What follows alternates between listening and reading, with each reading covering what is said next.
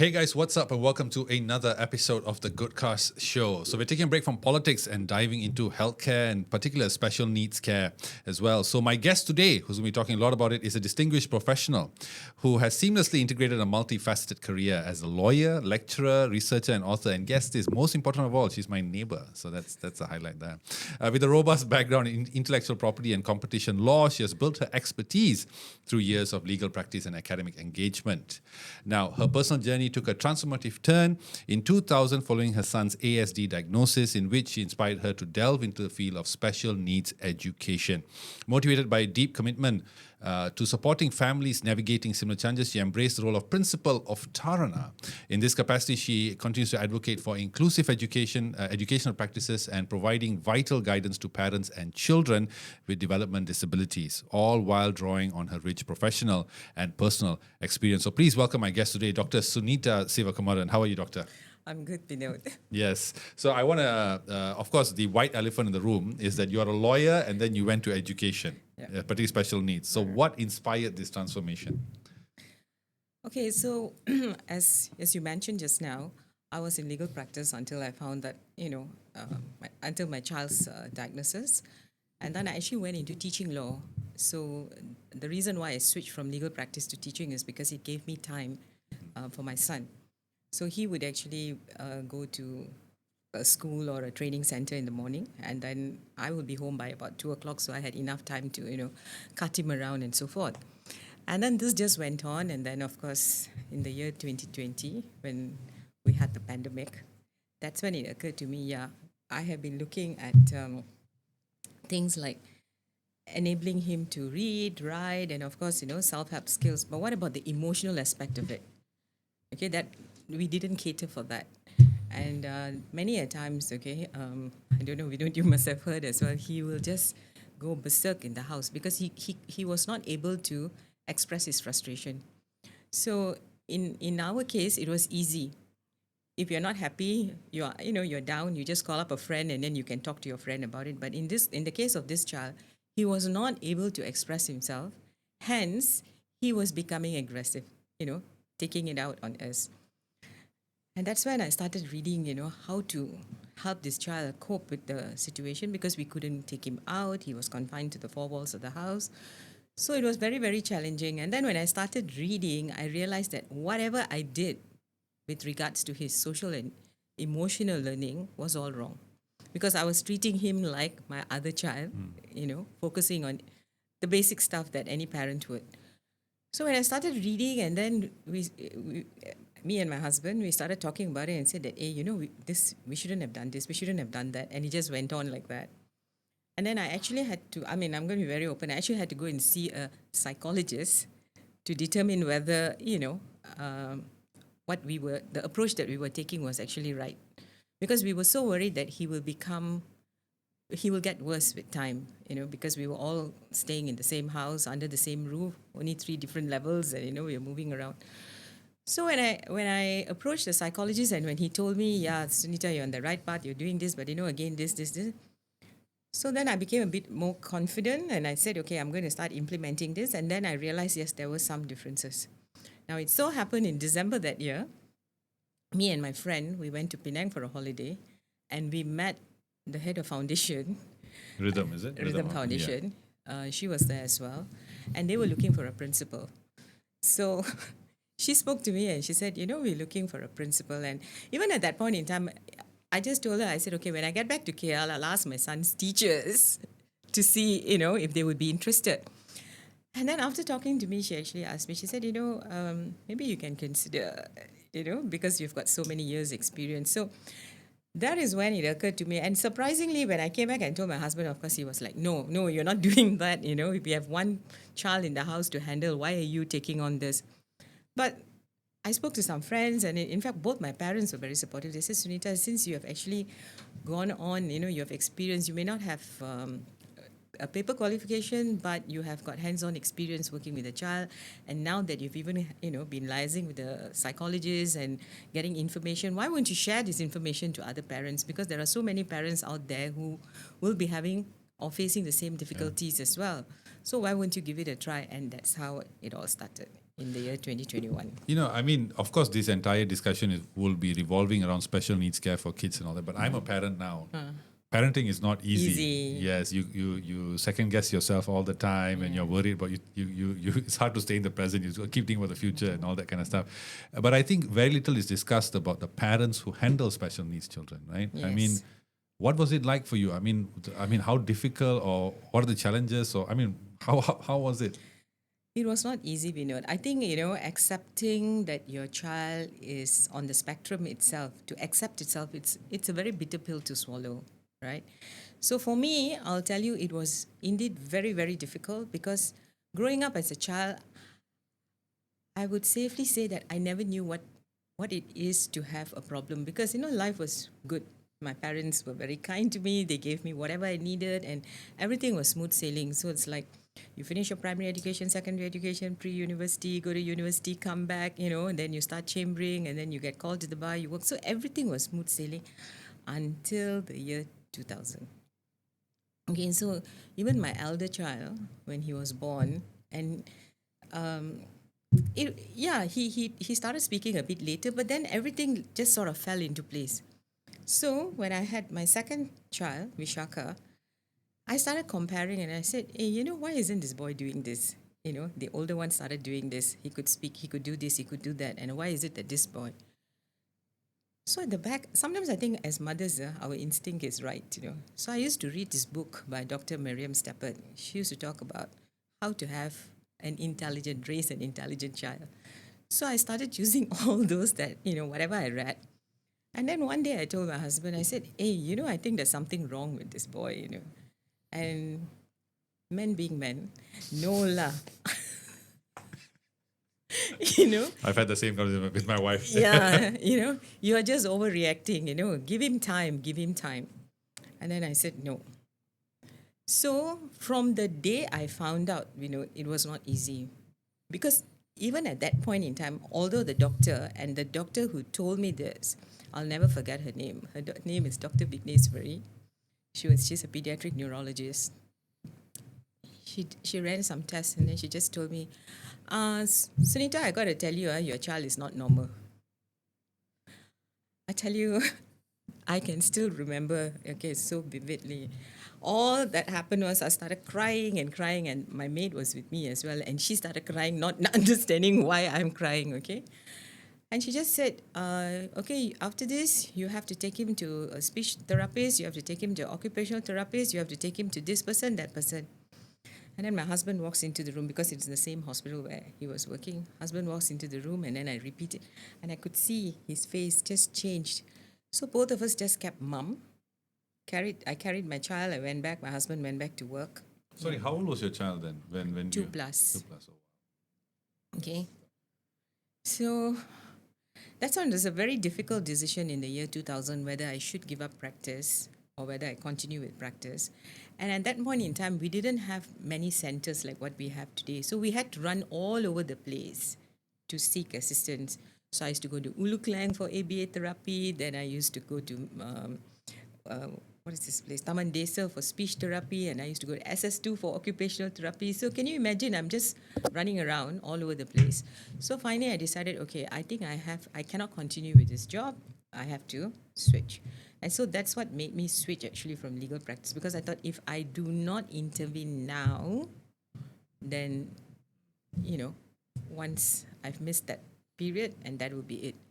So I must say I was very aggressive in the early years, pushing, and I used to get a tutor to come to the house. I had 2 maids, one maid who will follow me for therapy, and then she will come home and imitate whatever that was done. Okay, so all this we did, and we did see the progress. But as I said, we were more interested in his fine motor skills, self-help skills, being able to read, being able to write. We focused on that, but we didn't look at the social, emotional aspect of it. So, of course, you know what it's like, right? Even normal kids, if they are a bit active, others are not very, accommodating. More so when this child is differently able. I have to be honest, people have actually told me, I'm inviting you and your husband, not your children, for a function. So basically, they're saying we don't want your child there. So my husband will tell me, okay, if that's the case, we are not going. If someone is going to be so Yeah. blunt and Blunt. tell you we don't, I mean, I'm inviting you and your spouse for the function, and then we have gone in the beginning, and then we see that other children there. So basically, they are telling us that because your child is differently able, we don't want him to come for Even the. at a young age. Oh, of course. But when I'm just curious because I mean although we are neighbors, but I didn't see firsthand what was going on. Obviously, but when they are at a certain age and they're going through this, is it different from when they are older? When they're older, and as you say, he got a bit more aggressive. Yeah. But do you see this when they are younger, or does it No, progress? when he was a kid, he was not aggressive. But you see, they have sensory issues. We know. So what happens is like if you go to a place that's very noisy, he gets irritated. He'll start crying. You get what I mean? Or sometimes it could be a smell. You just do not know what is it, whether it is colors, whether it is lights. They're very sensitive to all of this. So if you go to a place, like even now, he will tell the father will tell him, he likes to watch movies. But the moment he goes into the theater and he finds that it's very loud, he'll say, Daddy, toilet. Actually, no, he doesn't want to go to the toilet. It's just an escape route for him to get out because he can't take the sound. So at that time, we didn't understand that this was the issue. Can you imagine the child is playing and then suddenly he starts crying, So you don't really understand why he's crying, right? So all of these things. So I suppose I can understand lah when you're a host, you don't want a person to bring the child and the child comes and starts crying and then your whole party is gone. But you can do it in a more tactful manner lah, and say, hey, I'm inviting you, Sunitha. I hope you don't mind. But I'm only inviting you and your husband. Okay, your child is not invited. So we've had to go through that. And then, of course, people will tell me, oh, you're not a good mother. You should give up your job and sit with your child. You should do this with him. So I've heard all of this. But fortunately, I think by God's grace, I met the right people. So I still remember there was a point in my life when I was actually toying with the idea of giving up my job and just sitting with my son and, doing. So I met this lady called Puan Saria, and she was one of the pioneers in special needs education.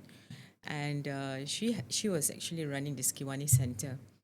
So I was actually at this, conference, and she was sitting next to me. It happened to be a Friday, so I was having vegetarian diet, and for some strange reason, she also came and sat on the table.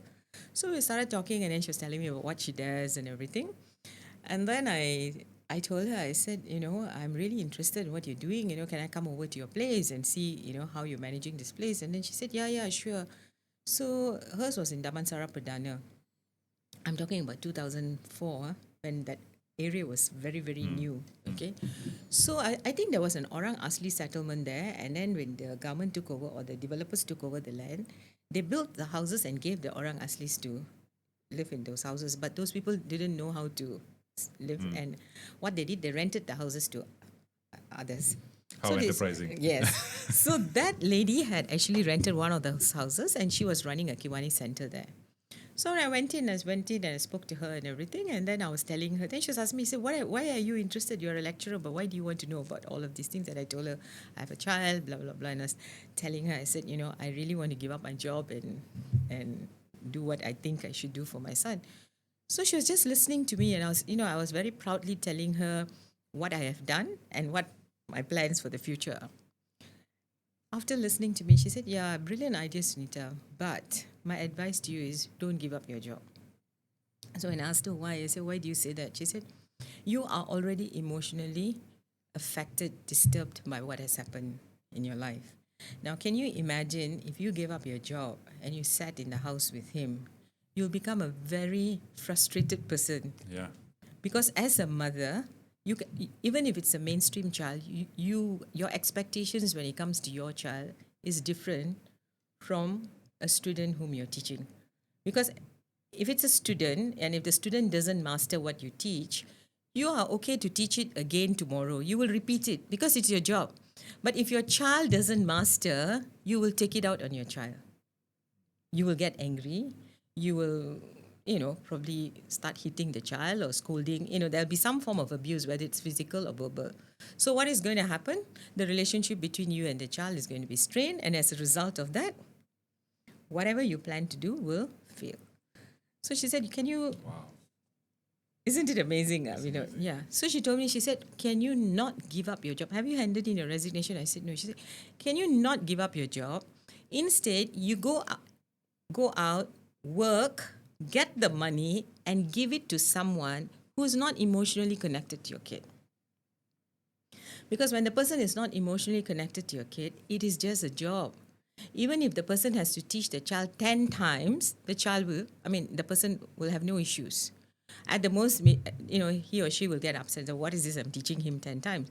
But can you imagine you doing it for 10 days? So I said, yes. She said, can you please not? So as much as I met some nasty people, I also met some nice people who put me on the right track, who gave me the right advice and told me what to do. I want to just get your personal thoughts on this because I have 2 children and I have a third one on the way. Oh, okay. Yes. And recently because there is a test that you can do. Yeah. They'll recommend you to do to see whether the child has any Down syndrome or anything. Amniocentesis. Yes, and so there's a few. I think there's 2. So I'm not bothered about all this because to me, my philosophy in life is if that's my child, no matter what, I accept that child. I'll go through whatever with my child. I'm not going to discard my child just because there may be a probability of things. So we did the test, and the doctor calls us and says that the probability was higher than my 2 kids. And then she advised that this also could be there because my wife is older. So as you get older, apparently the risk increases, right? And then so we did a second test. But anyway, in that time before the second test results, which is more definitive, I think it's about 95% correct or something, there were people around me who said, you should just abort. I won't. Now, that's what I want to ask you. So because, I believe me, I had fights, arguments, I said, no, that's my child. I'm not going to discard my child. That's my child. I would never do that. Do you think parents should, how do I say, nip it at the bud, if you will, if they know there is a probability, it's not even a definitive test, that's the thing, probability that the child may have Down syndrome? I don't think, because I always believe there's a reason why this child is given to us. Because as I told you, my life, right, I've had it really good. I can't complain, even until today. The only thing is I tell myself, why did this child turn out to be like this? But today, sitting down here, if not for Vishaka, I wouldn't be here, right? I would be doing a totally different job. You'd be a lawyer. I'll or be a an lawyer. ambulance chaser. No, I won't. Okay, maybe a lecturer, right? Good. And I even did my PhD in law thinking that I will continue, being a lecturer. So I just tell myself that at that point in time in the year 2000, many times I'll come back from work and I'll be crying. And, I'll be telling, why did this happen to me? What did I do? All these questions will come to my mind. But our husband was good in that sense. He just told me, he said, why are you crying? What are you going to get out of this? Why won't you just stop crying and think, okay, what should I do next, And that's when I realized, okay, this man is not supporting me. He's not feeling sorry for me. So I better change my strategy. I think my wife has said the same thing many times. Men are different. We think differently. Yeah. Come on. So I don't think you should. But even I did an amniocentesis, for both my kids. Because my husband has a niece who's Downs, okay? So everyone was telling me, hey, you better do. So one day I remember the doctor asked me, Dr. Raman, when I went to the amniocentesis, he said, okay, Sunitha, I just want to ask you, if you find out your child is Downs, are you going to abort? And I think at that time we did it now, 5th month of pregnancy. And I said, no. Then he said, why are you wasting your money? What are you doing? The same thought I had. I was like, doesn't matter. Why were you also, Yeah, just accept. Because, I tell myself, having Vishaka, no doubt it has been very difficult in the early years because even my elder child, because the age gap between the two of them is only 21 months. And so, can you imagine Skanda going to school and his friends asking him, why your brother doesn't talk? Your brother doesn't know how to talk. Why is your brother flapping his hands? Why is your brother jumping? But I just cannot understand how this elder kid of mine, right? He just became stronger and he said, my brother is mentally challenged. He's different than you and I. And he just maintained that, And he had no issues actually going out with the brother. Even now, when he comes down on holiday, he will take the brother for a movie and he will go and have lunch or dinner with him and he comes back. How is that bond though between the brothers when you have one who has special Yeah, needs? so I told you I met this lady called Ponsaria, right? And then she spoke to me and she asked me, how am I handling it? So I said that we always include Skanda in whatever we do. We will tell him, today Amma has to take Vishaka for therapy, so you stay with Papa, or you stay with grandparents. We will take it. So he understood, and then of course I must say, both my parents were very supportive. They came in, very handy in the sense that they gave Skanda the support that he needed. So there was never a time when he felt that all the attention is being given to my brother and I'm neglected. So it was always we doing things together. So I've done crazy things like going to India for treatment, So fly out on a Saturday morning and fly back on a Sunday night. I'll do this sort of stuff. So of course my elder one can't come with me. So we will leave him with my parents, or my parents will come and stay with us. I expect one of them will come and stay and then, ensure that everything is fine for him. But we always kept him informed. We wanted him to know and we wanted him to understand, because I didn't want him to feel embarrassed that his brother is different, Of course. you know. So I think that sort of helped. And maybe because he's so older, I really do not know, but he has been a very understanding and supportive child, even to date, although he's not around, right? He's abroad. He's very supportive of the brother. Okay. There was an article in FMT recently with a very thought-provoking title. It said, "What will happen to my disabled child when I'm gone?" So are there any support systems right now in Malaysia, you think, in this current system, where basically made available for disabled children when their parents or primary caregivers are no longer? No, okay, there are several group homes, right? And these group homes are actually run privately, not by the government. So you have like some NGOs who have started this group home facility. And the idea is to enable them to live as a community, which I think is a good idea. But the problem is funding, the cost, because you need, even if you have 6 children in a home or 5 children, you need to have a couple of caregivers round the clock. You can't leave these children alone, even when they become adults. I think you need someone to sort of oversee them. So we do have this, but not many in place. Again, I mean, early on you were talking about how you did everything you could. You traveled to India, you all these things and all that. But this may not be readily available to other people, Yeah. particularly from the maybe from all the rural rural. setting, even urban as well, right? With all cost of living rising and all that. How do you recommend that this cost associated with special needs care be mitigated? I think you are aware special needs children, right, are entitled to an allowance. Yes. Okay. So when they're younger, it's 150 ringgit. And then when they start working, it's 450 ringgit. So as long as they do not draw the basic salary, they will be given 450 ringgit. Now, do you know, I have put in an application because my son works in a sheltered workshop and his salary is less than 1,000 ringgit. I've put in an application, it was rejected. So, Because of your income. my income and my husband's income? Okay, which is fair, right? I mean, No, I know the cars you drive. I mean, come on. No, it's fair as far as, okay, if you're going to deny my child because of me, how long am I going to be around? Okay, so even if he got the 450 today and I put it aside for him, so after 10 years or 20 years, he will have something, right? I mean, Yeah, definitely. Yeah. yeah. So I look at it this way. If we are able to provide for our child, well and good. But if we are not able to provide for our child, then what happens?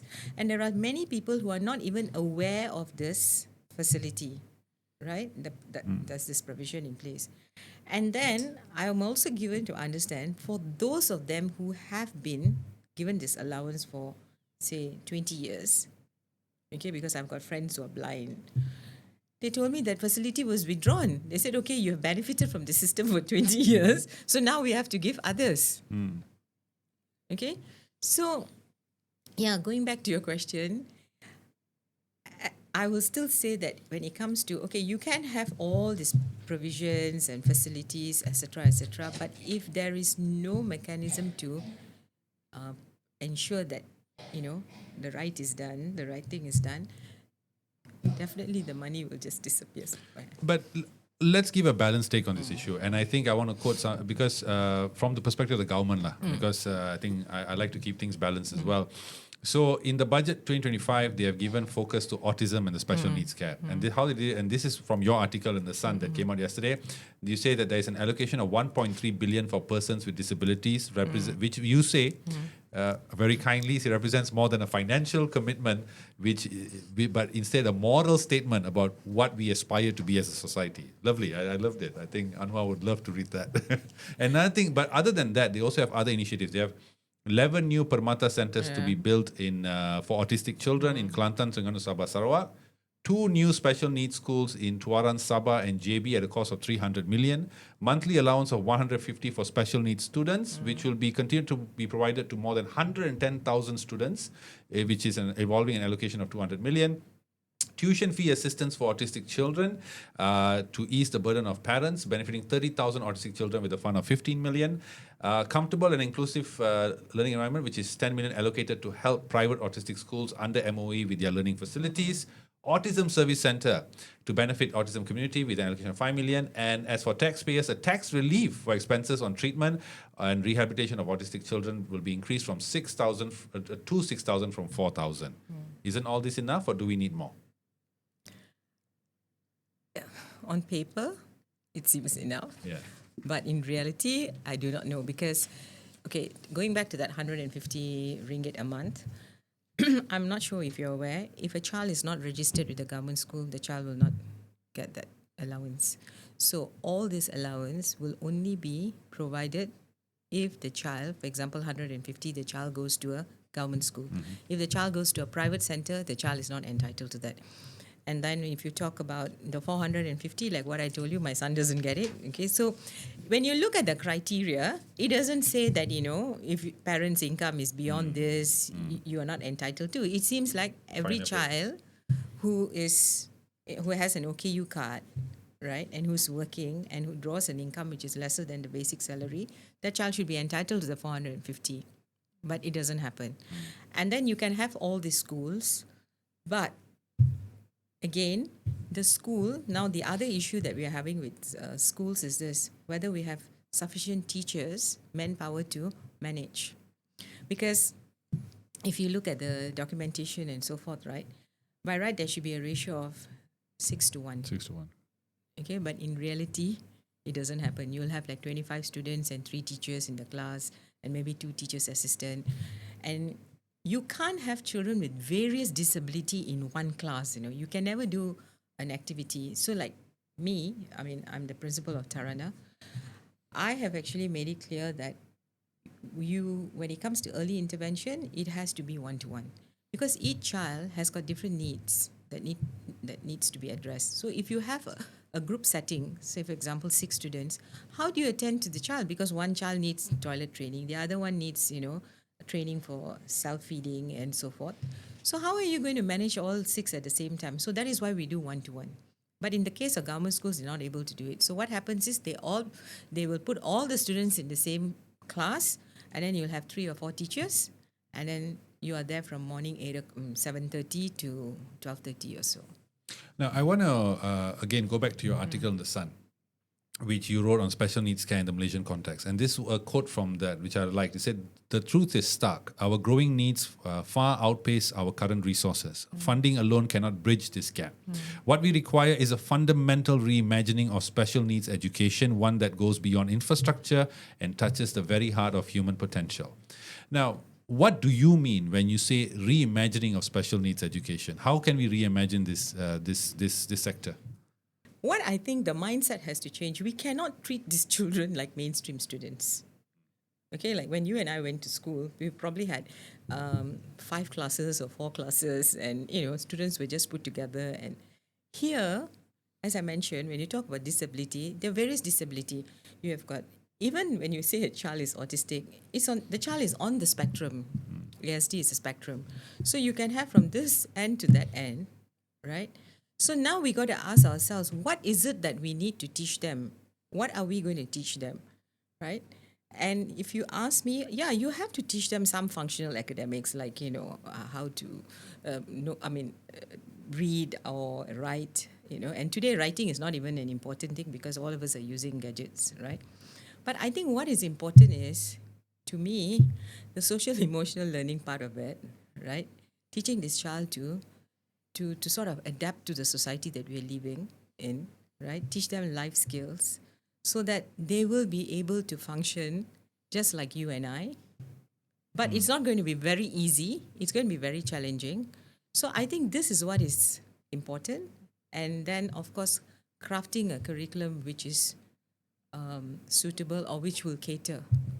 But I just want to go into that because again, you've talked a lot about lacking the number of teachers. You mentioned that ratio of 6:1. You're right, and there has been a drop by 1% to 826 teachers in primary level, but secondary level there is a slight increase by 2.4. But still, they say these numbers remain insufficient, right? But how is it? Could it be that people don't want to become teachers for special needs kids because it's just that tough Possible? as opposed to the normal? Normal. Possible. Now there are a couple of public universities and private universities that actually offer this degree in, I think it's called bachelor's in education specializing in special needs education. So we do have a couple of universities today that offer this course, but I believe it is not very popular because even Quest University has it, and the number of students actually doing the course is not as many as the ones who opt to do a bachelor's in education otherwise. So I really do not know why. I mean, or maybe I can tell you, maybe they think it's difficult to manage these kids. Then the other reason why you don't see many in the school setting is because they rather go out and become private therapists because they can earn more. In the school it'll be a fixed salary, and then you have to work from 8 a.m. to whatever time. So here they have that freedom to go to, they can probably do a couple of sessions a day and they can earn far more. So probably that's one of the reasons. But I think with the number of students, I was just reading an article the other day. In the States, apparently 1 in 31 kids is diagnosed with autism. So can you imagine how many we're going to have in time to come? So interestingly, they are saying that they don't know what causes it. Some people say it's genetic. Some people are saying all sorts of things. Okay, it is a genetic problem. Some are saying no, it's this, that, whatever it is. But in time to come, you will find there are, or as it is, if I compare from the time my son was diagnosed to now, today is like very common. Everyone knows someone who has a child with autism or who's differently able. So I don't think we have reached that point because I can't remember, but when I was doing the research for this, I realized that there aren't many teachers actually who are registered special needs. Just to go a bit off tangent with that statement, that what you just said just now. Yes, there are a lot of people being diagnosed with autism, but one of the things I feel that is working against this whole special needs industry is that can we always blame a child's, say, behavior on them being special needs or them being autistic? Because there have been cases, and in fact, I interviewed a lawyer a few months ago who was talking about a case he did where a mother claimed that the child was autistic, but upon further investigation, it was found out that they were just spending too much time on the phone. Possible? There are other reasons, right? I mean, isn't that bad for the industry because it sort of minimizes the importance or the seriousness of the issue by saying, some people may just say, this is just a child who's maybe too much time on the phone, and then there's this term where they say they are on the spectrum. So could our attitudes be affecting this industry, like what you're saying, that maybe not all of them are autistic, but it's our behavior as parents that's making them inept to deal with society? Possible. Sometimes I feel that children are neglected, right? So what happens is there's no communication between the parents and the children at home. So the children are hooked to gadgets, right? And when it comes to a handphone or an iPad, you don't have to open your mouth and say. All you have to do is just, key something and keep moving. And One of them, okay, for me, I tell myself, if the child doesn't have eye contact, if the child starts humming, for example, or he starts flapping, or he starts jumping, then these are some of the symptoms to say that, the child could be on the spectrum. But then you also have children who speak fairly okay, right? But their attention is very short. And that is because of the fact that, they're constantly on a gadget. So if, say, for example, if you and I are reading something and we find this not interesting, we just move. It just goes on like that. So if this child, no one actually attends to his needs and he's allowed to do whatever he wants, he will certainly develop attention deficit, right? Disorder, yeah. because he's not able to sit and focus. So I tell myself, today we do have instances whereby parents bring their kid and somebody would have diagnosed the child as ADHD or ADD, for example.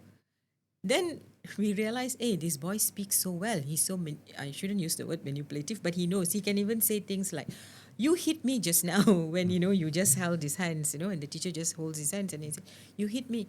And then we say, hey, how can an autistic child or a child on a spectrum speak so well, But the problem probably would have been because he's not able to write. He's not able to hold a pencil. He has got issues with fine motor coordination. His attention span is so bad.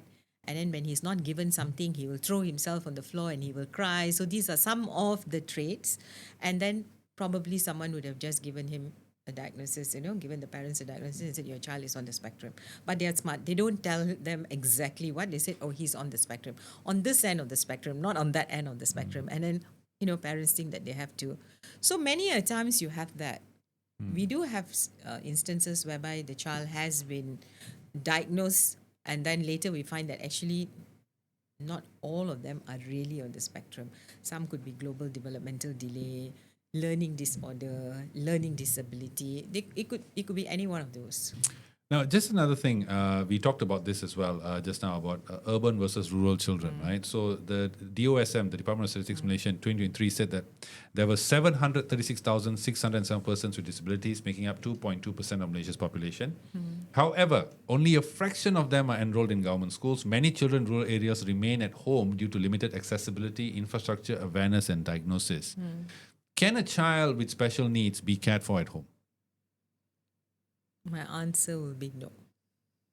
I don't think so because you need the expertise to manage this child.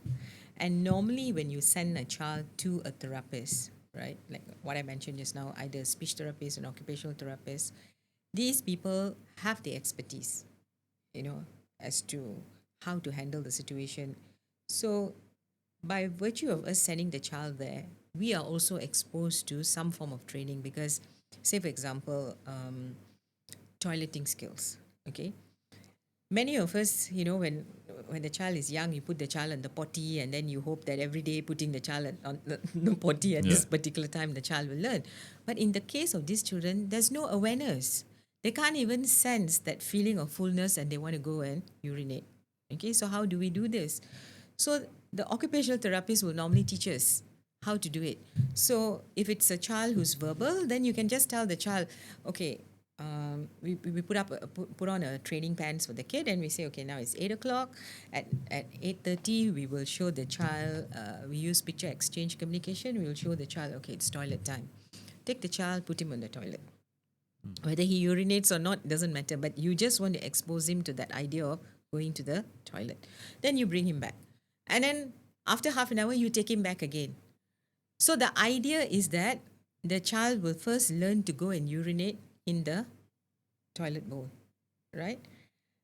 With the hope that eventually by doing that, he will realize that, oh, when my bladder is full, I have to go. So if I wasn't exposed to that sort of training, what I'll be doing is putting the child on the potty and the child will be crying or doing something and he'll just go on. And many a times, the children will develop a phobia, because they're fearful. For them, it's like sitting there and because they do not know why they're being told to sit there. So they start having this fear like, oh, because they associate, every time I go there, I'm crying. It's something I don't like to do. But if you go for the right training as parents, so the occupational therapist will normally tell the parent, okay, if your child can understand what you're saying, then you can tell him verbally. But if the child is non-verbal and is not able to understand, then you associate, it with a picture, and then he will. So that is why, going back to your question, I think that you cannot keep a special needs child at home and hope that things will get But better. what are the available options for people in the in those rural areas? I mean, That's a pity, lah. Because if you ask me, I think awareness. It goes back to awareness, because if the parents are aware of the facilities that are available, then of course they will seek assistance. yeah. But if they are not aware, okay, I think many parents will just say, "Ayo, what to do? My child is like this. They just accept it. It's Just just like accept it. I have to look after him." There are instances where parents have come to my school where I'm working, 13 years old, still on Pampers, and we have to say, "I'm sorry, we don't take 13-year-olds with Pampers." You're looking at me, yes. I mean, it's not because it's not a normal child. Yeah. It's just a. It's But you hard see, to- this is what It's hard to think. Yeah. Yeah, but you see, this lady Puan Saria, right? She was really good. She told me this. She said, Sunita, you will get upset if someone treats your child differently, right? If you have two kids, and if someone gave your elder kid something and didn't give your second kid something, you will feel upset. Or even if you ask the person, why don't you give him and you gave my older child? And if the person said, no, he can't do it, or he's different, you are going to get upset, right? I said, yeah. So if you don't want others to treat your child differently, why are you treating your child differently?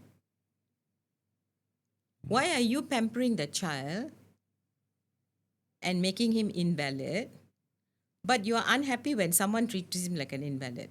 Another issue that I saw online was that I think this was on the Star, where some parents have raised concern. I think this is proper for you since you're a principal in the school, where they raise concerns about the quality of education dished out to kids with special needs, care. They feel it's lacking. Is this correct?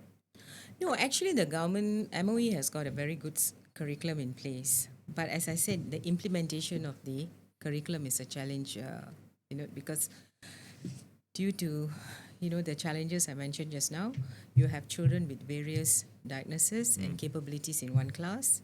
So it becomes a bit more difficult, right? And children of all. So in a primary school, you'll have 7-year-olds to 12-year-olds in one class. Maybe they'll be put in different, groups. The secondary school will have from 13 to, I think you're aware, they finish the SPM at 19. They finish school at 19. They're given an additional 2 years. So they will be put in the same block or same building. So how are you going to? So although you have the curriculum, in fact, Taarana has adopted the government school curriculum and we are implementing it. But in our school, we have a ratio, our student-teacher ratio is 3:1. So it's easier for us to manage. And then also when we work with them, we say, okay, these 3 kids, they're capable of this, so we can do this activity with them. Whereas these 3, you have to do maybe something which is not as challenging as what you will be doing. So we are able to do that because of the manpower that we have. But is it our wrong? The way you're talking, you're saying you have 3:1. So I assume that the cost is high, right? And are we as a society the problem? The parents and the mature adults the problem? Because shouldn't they be getting equal care? And shouldn't there be ways to subsidize this care if it's too expensive? Like what you mentioned, right? What the example given, if why treat your children differently, right? But are we going into that direction? Do you see parents perhaps not wanting anything to do with this, with the child? No, I don't think it's fair to say not wanting. I think the capacity. Okay, if the parents had only one child, they will give everything to the child. Okay, yes, that's a mistake I did, but yes. Okay, you will give that child everything. Okay, I know. Even I can tell you for a fact, if I had to make a decision at one time whether to buy a new outfit or to pay for my son's therapy, I'll choose to give it to the therapist because I want the best for my child. But if you have 3, 4 kids, what are you going to do? Right? You will now have to make a decision. So if I've got a child sitting for SPM, I've got another child who needs tuition for whatever subjects that he's weak in, and I've got this child who's differently able. Now you have to make a decision, right? But do you think the attitudes of parents, as because I'm sure you have seen years on years, right? Are they improving towards children with special needs requirement? Yeah, I would say the educated parents and the ones who are financially okay, sound, yes. They are actually going out and seeking help. But the only problem I find is that, I mean, most parents have is that, or a challenge for us as a school is that they are very protective of these children. Okay. You Why know, is that bad? no, it's bad because my question is, how long are you going to live with this kid? What is going to happen to this kid? We don't sign a contract that I will go first or you will go first whatsoever, Yeah, we right? don't know. Yeah. Yeah. So what if the child outlives you? Hmm. And if you're very protective, who's going to manage this child after me, for example, right? So I believe, yeah, you're being protective. Yes, when the child is young, you protect the child, but there has to come that, at some point you have to tell yourself, no, I think now you will have to learn to let go. Of course, I'm not saying that you open the door and tell the child just leave the house or what, Yeah. but you have to slowly integrate him into society and teach him what is the norm. It But doesn't matter. is that the problem though? Because like it's like education, right? You choose a degree because you know that there is a route to the future, somewhere to go.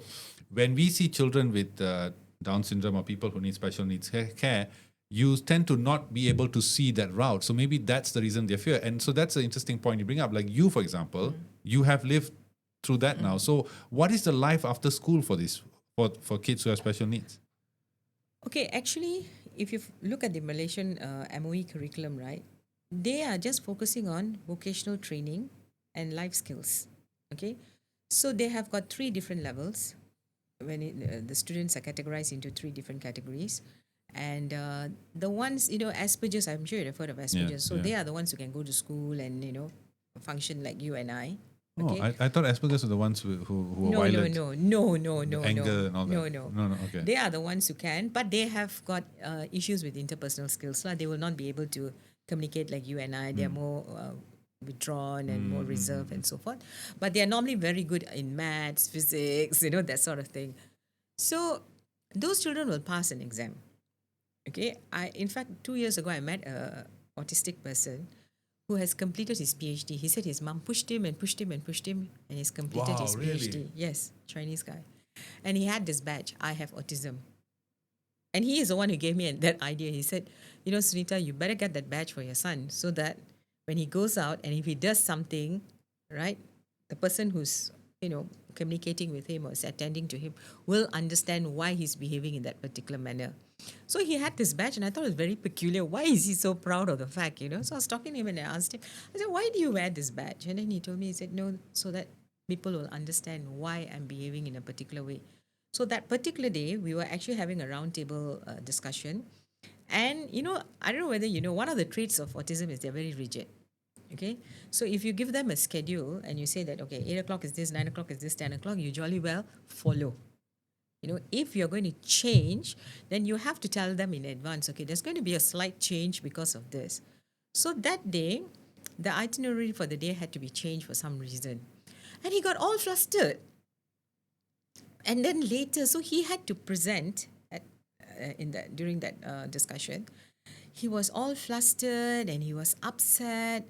And then later, someone said, "Oh, that's because we did not inform him in advance." Okay. So they're very structured. They're very structured.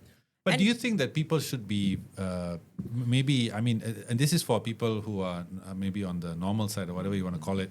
Like I gave the example of that guy with the badge, right? Should we fear people? No. Autism and all that? Because I guess that would be that, right? Because you don't know how to communicate with them and all Yeah. that. So that is why we know when you see there's so much being spoken about inclusion, right? In fact, if you look at the blueprint, they said that by end of this year, 75% of the students in special needs schools, or program, have to be assimilated into mainstream. Okay. But I think to date we've only got about 30% that have been successfully, assimilated, and then they say about 50% partially. I don't understand what they mean by partially, But you see, this is the problem. It's very good to talk about inclusion and whatnot, but at the end of the day, are the mainstream teachers ready to accept these children? Are the classmates ready to accept a student of, on the spectrum or who's differently able? I don't think so. I think children these days, they are not kind. If they see a friend who's differently able, they'll bully. That's my fear, because soon I have to send my eldest to play school. That's a fear, because I've seen these kids nowadays. Yeah, man. nowadays the They're children are nasty. They Yeah. can bully you. Even in school, we see they're all differently able, and yet you'll find one bullying the other at times. Okay? So we talk about inclusion. So my question is, it's very nice to talk about inclusion, but at the end of the day, are we ready? Is the system ready to take in? Because then the mainstream teachers have to go for some form of training to actually understand how to manage this child in the class. Because today I think you have 25 kids in a classroom.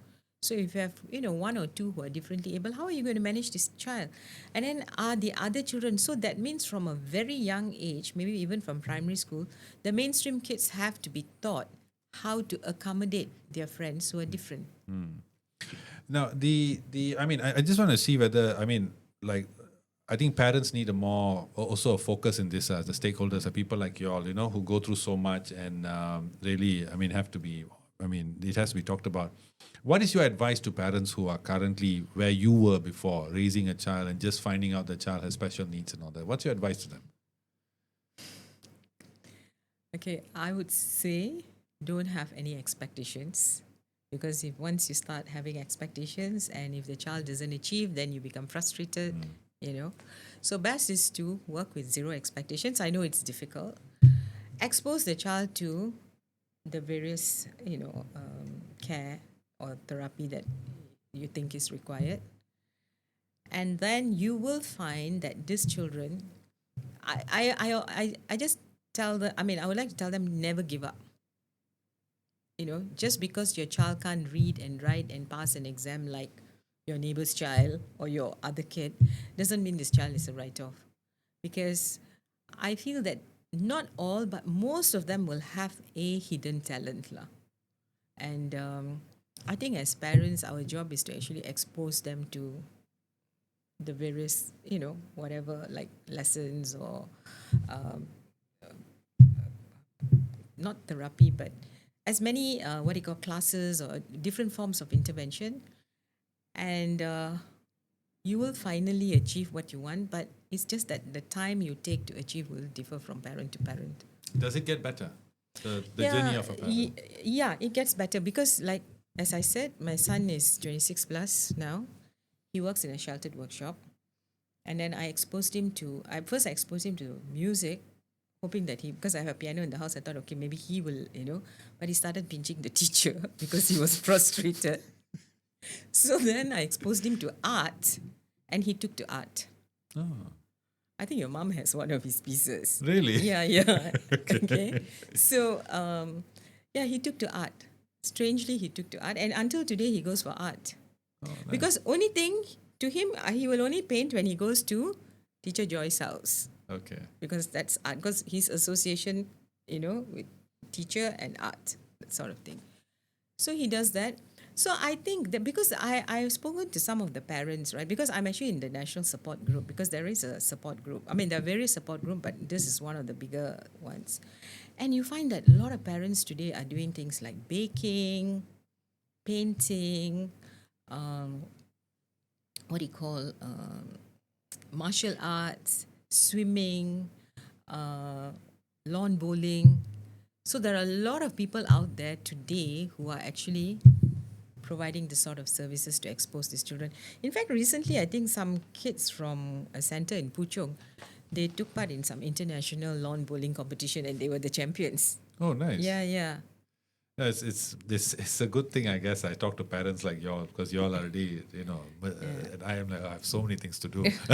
No, but I always tell myself, don't give up. I know it's very frustrating initially, but I think what you need is you need to persevere, and you will see some change. No, I found out something yesterday as well, which is amazing. Congratulations! Apparently, July of last year, Taarana School, where you are the principal of, and I saw the picture. Nice sari, by the way. It was awarded the best special education center of the year at the Private Educational Entrepreneur Association of Malaysia (PEEAM). So, as the principal of your school, What makes your school the best?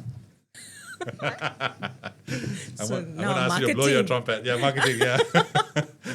You have been Marketing. fooled. All of this was just marketing. Yeah.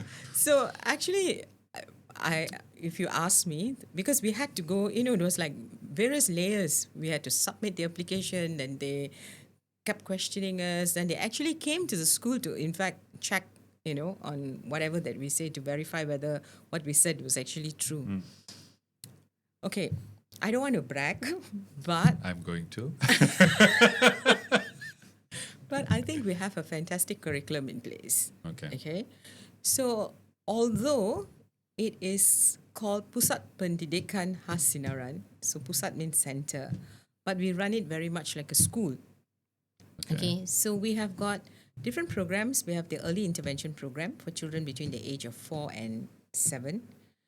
Basically, that's the classroom readiness program. Then we have the transition program, which is something like a primary school. So from the age of 7 to 12. And then when the child reaches the age of 13, it's the pre-vocational program. So we have all this in place. And as I said, we adopted the national curriculum. Okay, so besides this, we also have art therapy, we have dance and movement, we have yoga, right? And then when the children come in for early intervention, they're given speech therapy, they're given occupational therapy. So we are looking at holistic education. We are not just focusing on academics or life skills, but we are trying to, make them independent so that when they reach a certain age, when they get out there, they will be able. So in fact, now what's in the pipeline is a certificate of completion program as well for vocational training. Nice. So once we have that, so after pre-book, they can go on to do a vocational training. And of course, to have it endorsed by one of the private universities, then it will carry some weight. So of course, the method of assessment will have to be very different. So of course, the program was one. Okay, and we did, although we are a center, but as I said, we run it like a school. So the kids are there from 8 o'clock to 2 o'clock every day, except for the early intervention students who are there 5 days a week, but they're only there for 3 hours because that's 1-to-1. And the rest are, a group setting. And then our teacher-student ratio, the moment we have more than 3, we'll have another teacher in the class. So ours is 3-to-1, 3 students to 1 teacher. So they looked at our curriculum and then they looked at the qualification of our staff because we have very few who have got a bachelor's of education in special needs, but the rest of them have got a degree in psychology and they have gone on to do additional courses. Okay. And also in the year 2021, when I joined, I actually got a person from a government school who's a trainer, and we actually came up with a training program for 1.5 years. So the person used to come on board and, train them on different areas. So for those of them who didn't have training in, the respective areas, it was a compulsory program for all of them. And then in their KPI, we also tell them you need to attend 2 courses which are related to your job. My goodness. Yeah. How nice if all schools were like that. Yeah. So then they were, so besides that, every child has an individualized education plan. Okay, so the purpose of having the IEP is to ensure that we develop the child's skills based on his or her abilities. So when the child first joins the school, we do an assessment, then we go on to determine what is his present level and what is the goal that we want to achieve within a year. So then we call the parents, we have a discussion, we set the goals, then that is used as a plan for the entire year for the kid. Then every week we give the parents a weekly report. My goodness. Every month we call the parents for a meeting. Okay. Okay? It's either face-to-face or online. But the monthly meetings, most of the parents opt for. And then every 6 months we call them. So we have a mid-year review and a year-end review. Oh, I used to hate that in school. Anyway. Wow, that's amazing. I wish all schools were like that, man. Yeah. But I mean, just to end this on this note, I mean, I know we're talking about school and you've done amazingly well, and but I think that for me the thing is because having lived next to you since 2006, I think. Yeah, my goodness. Yeah, that's a long time. Long right? time. Like, how did this experience change you? I mean, now is it fair to say that you're sort of out of the woods your child, he's working, he's sort of living his own life now. Yeah, I think what this whole thing taught me was acceptance. You know, because I don't like to say this. I think prior to this child coming into my life, uh, as I said, like, when you have everything given to you on a silver platter, right? Life is very different than when you have something like this, when you have an experience like this. Then it's not easy to accept it immediately. But today, I think I've become more accepting of people and their traits and qualities. And I think I've mellowed love with age. I'm laughing because there's so many things I could say, but never mind. Why? Well, we're neighbors. Oh, is that something bad? No. I mean, I mean, it's amazing like what you have done. I mean, even today, the thing about this podcast is many times I sit across people and it gives me chance to reflect, especially when I interview people talking about parenting and all that. Something is very dear to me, and also No, because you know why? Expectation. In the beginning, it was like so difficult. Like because you have achieved so much for yourself, right? I mean, I shouldn't be saying that, but I think I come from a background where my parents expected so much from us. You should stop blowing your trumpet. Yeah. and then it's become part of your DNA. So Yeah. when it comes to your children, right, and then you feel like, hey, how come he can't do this? He can't do. So I think that's why this child had to come into my life to teach me a lesson. At the end of the day, listen, just accept whoever for what they are. That kind of thing. Because otherwise, it's very difficult. I'll be very miserable. Just thinking, listening to speak is like there's that quote, there's that line. I don't know who said it, but they said like things would be difficult now, but years later we'll look back at This it and will laugh. pass. This will pass, and you probably laugh at it, and we are laughing at it. Yeah. And amazing. I mean, congrats to you and all the success at Taarana School. So, guys, that's all we have today with Dr. Sunitha Sivakumaran. We'll be sharing the links to Taarana School on this video. Get in touch if you guys have any concerns or any things you'd like to share. I'm sure members of her school will get in touch with you back. And all the best to you, Doctor. And we'll see you. I'll see you soon. Thank you. Very soon, I guess. Yeah. As always, please like, share, subscribe, and we'll see you all soon. Next up, we have Professor Hu from Precision Diagnostics to talk about precision medicine, and we'll see you all soon. Bye.